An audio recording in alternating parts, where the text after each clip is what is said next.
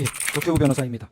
비상계엄 선포와 선거관리 시스템 점검 지시의 정당성, 선거관리 시스템의 위기와 제도적 해결의 좌절에 관하여 말씀드리겠습니다. Stop the Steal, 세계적으로 유명해진 문구입니다. 국가 주권, 국민 주권을 도둑질 당하지 말고 지키자는 뜻을 담고 있습니다. 그 아래에 핏방울 같은 기표인의 모양이 보입니다. 1948년 대한민국 수립을 위한 50선거의 모습입니다. 아무리 가난한 사람도, 아무리 재산이 많은 사람도, 까막눈의 시골 촌부도, 미국 유학 박사도 모두 한 표씩이며 성인이면서 배제되는 사람은 아무도 없었습니다. 보통, 평등, 직접 비밀 선거에 의한 이 한 표는 천부 인권적인 각 개인의 존엄성에 바탕한 피 같은 주권자의 상징입니다. 한 사람 한 사람 주권자의 고유한 인격적 결단이 들어있는 투표지가 이렇게 찢어지고 짓이겨진 채 삼립방 박스에 처박혀 굴러다녔습니다. 마지막 1장기 투표지는 투표록과 개표록에 아무런 특기사항 기재도 없다가 재검표장에 총 1974표 중 1000장 이상 나타나 한 글자도 보이지 않는 294표가 새롭게 무효표로 처리되었습니다. 선거소송에서 위 투표소 투표관리관은 저렇게 인형이 뭉개진 투표지를 보지도 듣지도 못했으며 직접 날인을 담당했던 투표사무원 2사람 중 한 사람도 자신과의 통화에서 저런 투표지를 본 기억이 없다고 말했다고 법정에서 증언했습니다. 실제 투표장에는 나타난 적이 없었고 조작된 숫자를 맞추기 위해 급조된 가짜 투표지로 의심받는 1장기 투표지들에 대해 판결문은 투표관리관이 인지하지 못한 것일 수 있다고 했습니다. 하지만 직접 날인을 담당했던 투표사무원 2명과 현장을 참관했던 복수의 사람들을 증인으로 추가 조사하지 않았습니다. 2장에 1장꼴로 인형이 뭉개진 투표지들이 유권자 1000명에게 배부되었는데 단 한 명도 이의를 제기하지 않아 투표록에 기재된 바 없었고 개표장에서도 모두 유효표로 취급되었다는 가정이 상식박히고 납득될 수 없는데도 개표 참가자들 또한 추가로 조사된 바 없습니다. 판결문은 또한 제기된 각종 전산적 의혹에 대해 2020년 10월 14일자 현장 검증 결과를 근거로 사전투표 시 통합선거인 명부 조회를 위하여 사용되는 선거망은 업무망과 망분리가 되어 운영되는 사실이 인정된다고 쓰고 있습니다.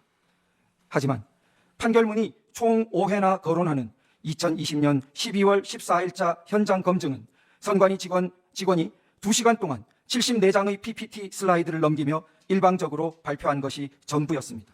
선관위의 일방적인 PPT 발표가 선거망과 업무망의 망분리를 사실로 인정하는 근거가 된 것입니다.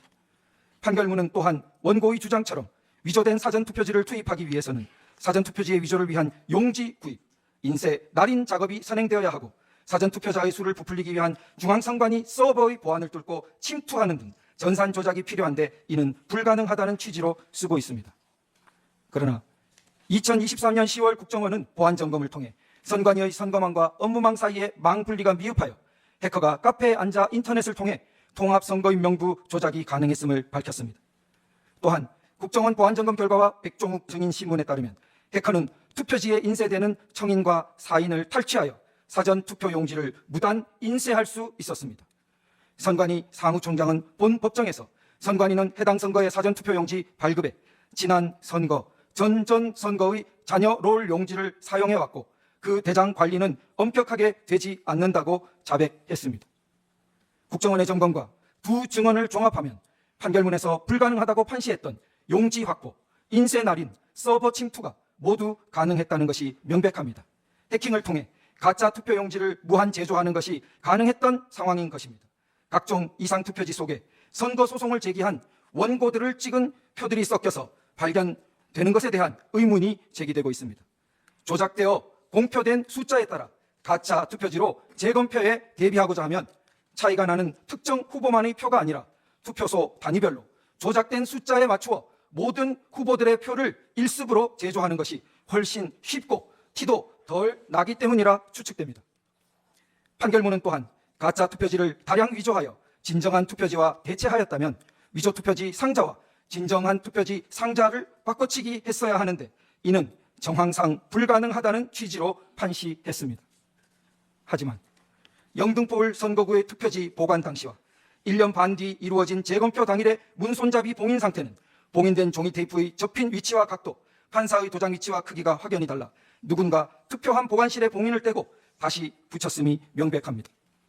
결국 선거관리에 대한 문제제기를 봉쇄하는 절대권위처럼 내세워지는 대법원 판결문은 충실한 사실조사와 전산점검을 하지 않은 것이라는 점이 유념되어야 합니다. 이처럼 부실한 대법원 판결이 다른 사건들에서 추가적인 논의와 조사를 차단하고 자동으로 결론을 내리게 하는 근거로 악용되어서는 안 될 것입니다. 지금까지 선거관리 시스템의 위기에 대해 말씀드렸습니다. 이제 이 위기를 제도적으로 해결할 수 없었던 사정과 그 노력의 좌절에 관해 말씀드리겠습니다. 선거에 문제가 있다면 당사자인 정당이 나서 싸웠을 텐데 그러지 않는 것을 보면 실제로 문제가 없는 것이 아닌가 의문을 제기하는 분들이 있습니다. 하지만 선관위는 우리나라의 모든 공직선거를 관리, 감시하며 강력한 조사권을 가지고 모든 후보자를 선거법 위반이라는 위중한 범죄 혐의로 단죄할 수 있는 막강한 기관입니다.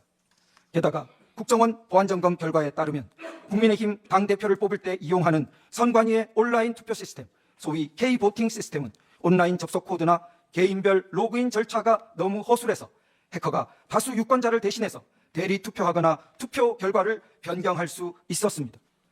국회를 주도하고 있는 거대 야당이 국정원 보안점검의 의도를 왜곡하며 부정선거 의혹을 제기하는 국민들을 비난하고 선거제도 개선을 요구하는 국민을 직접 고발까지 하면서 편향적으로 선관위를 비호해 온 것은 주지의 사실입니다.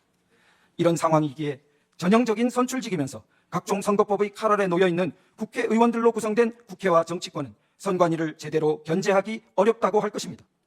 국회가 어렵다면 수사기관이 나서 문제 해결에 접근해 줄 것을 국민들은 기대했습니다. 그러나 파주을 금촌 이동 제2투표소 당일 투표록에 기재된 약 20장의 날이 넘는 투표지들이 재검표장에 나타나지 않아 재검표 투표지들이 위조 반입된 의혹에 대해 고소한 사건을 보면 투표록이 실수로 기재되었을 수 있다며 경찰의 불송치 결정이 내려지고 같은 이유로 검찰이 불기소 처분한 후 고등검찰청으로 갔다가 단 며칠로 기각 결정되었습니다. 고등법원에 재정 신청을 접수했지만 다시 기각되었습니다. 재검표 후 3년 동안 여러 수사기관을 돌고 돌았던 이 사건은 현재 마지막으로 재항고되어 원래의 선거소송이 진행되었던 대법원으로 다시 가 있습니다. 영등포을 투표지 보관장소 출입문 봉인훼손 고발 사건에서는 봉인지를 훼손한 성명불상자의 소재가 확인될 때까지 수사를 중지한다는 결정이 통보되었습니다. 수사기관은 오히려 사전투표자 수를 정확히 계수하고자 CCTV를 설치한 시민들을 선관위의 고발에 따라 신속히 기소하였습니다. 선관위는 또한 헌법기관의 독립성을 내세워 선거관리 업무에 대한 감사를 거부했으며 선거관리 업무에 대한 감사원의 감사는 한 번도 진행되지 못했습니다. 2023년 국정원의 점검 역시 보안상태 점검에 제한되었습니다. 이상과 같이 선관위는 사법부와 입법부, 수사기관과 감사원 같은 행정부, 3권 모두에 의해 제대로 견제와 감독을 받은 바 없었습니다. 국가적으로 이를 견제할 유일한 기관은 국가 원수의 지위인 대통령뿐이었습니다. 그런데 선관위가 늘 내세우는 독립의 주장에 걸맞게 스스로 책임지는 태도를 보여왔을까요? 선관위는 몰디브 출장으로 대표되는 특혜, 초고속 승진 신의 직장, 국회도 을 손 못 대와 같은 기사 제목에서 드러나듯이 내부적인 견제와 자정 능력이 극히 취약한 상태입니다. 선관위는 2024년 수원정 선거구 전체에서 투표지 분류 기만을 거친 1차 결과값이 최종 결과값으로 공표되자 늘 그렇듯이 사무원의 실수였다고 합니다. 아직도 선관위 홈페이지에는 개표의 최종 결과값이 아닌 1차 결과값이 22대 국회의원 선거 수원정의 결과값으로 게시되어 있습니다. 선관위의 말로는 뼈를 깎는 노력을 한다면서 작년 12월 말 선거 의혹을 제기하는 시민들을 선거 방해죄로 처벌하는 법안을 추진했습니다. 선관위는 선거 의혹을 제기하는 국민들이나 후보들을 싸워 이겨야 하는 당사자로 보아서는 안 될 것입니다. 공익기관으로서 선관위는 단지 승소를 추구할 것이 아니라 선거관리의 공정성과 무결성을 확보하여 국민들의 불신과 불안을 덜어주고 피와 같은 국민 개개인의 주권 행사와 그 행사들의 총합으로서 국가 주권을 온전하게 보전하는 방향으로 노력해야 할 것입니다. 그러나 현실은 정반대입니다. 선거관리의 공정성과 무결성을 믿지 않는 국민들이 절반 가까이에 이르고 있지만 사법부와 입법부, 행정부 어느 쪽도 선관위를 제대로 견제, 감독하지 못하며 자체적인 정화 능력 또한 의심받고 있습니다. 국민들은 2024년 총선에서도 전국 각지에서 선거 관리의 무결성을 위해 맨손의 노력을 전개하였습니다.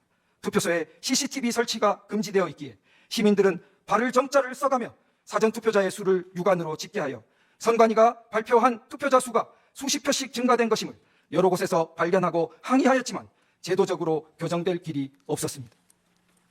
투표함의 이동이나 봉인 등에 항의하다 고발되어 벌금형을 받는 등 고초를 겪은 이름 없는 시민들이 부지기수입니다.